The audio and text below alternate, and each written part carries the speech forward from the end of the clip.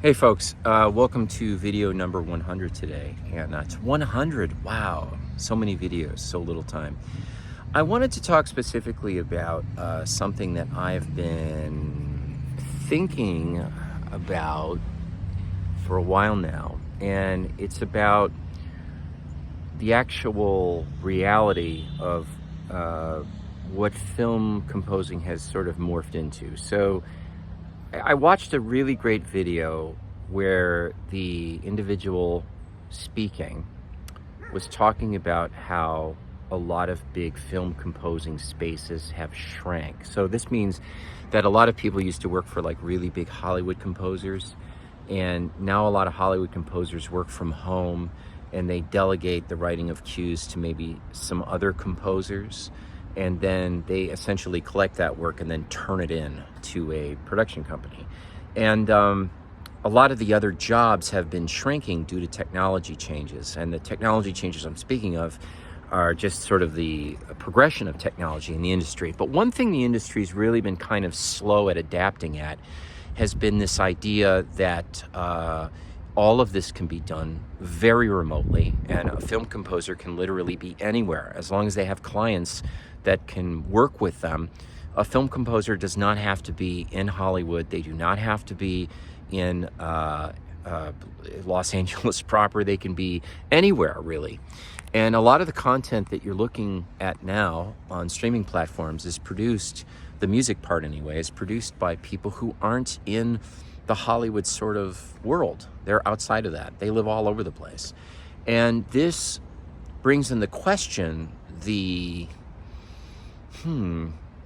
relevance of whether or not you need to go to LA. Now, I think being in LA is a great thing. I think there's a lot going on still, but you have to remember that the film industry is becoming a lot less centralized, and that film composing, for me, has been completely remote for the last 20 years. I don't have an entourage. I don't have assistants. I do everything myself, and I send the tracks to the client. I mean, that's how it works.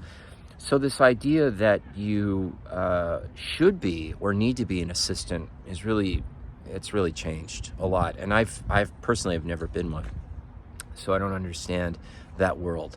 Although I know a lot of people who work in that world. So I want to talk about people who find themselves in that world.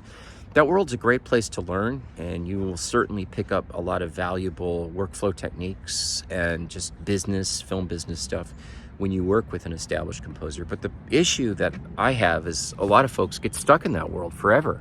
A lot of really brilliant writers never step out of the assisting or the capacity of being an assistant, and they never really find their own clients, and they never really are acknowledged for the work that they do.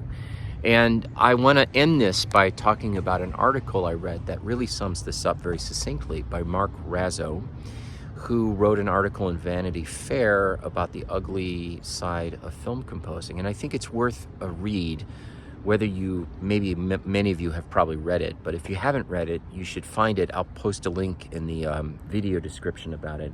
But it really sums up the issue or the problems that a lot of that have been endemic in the industry for a really long time.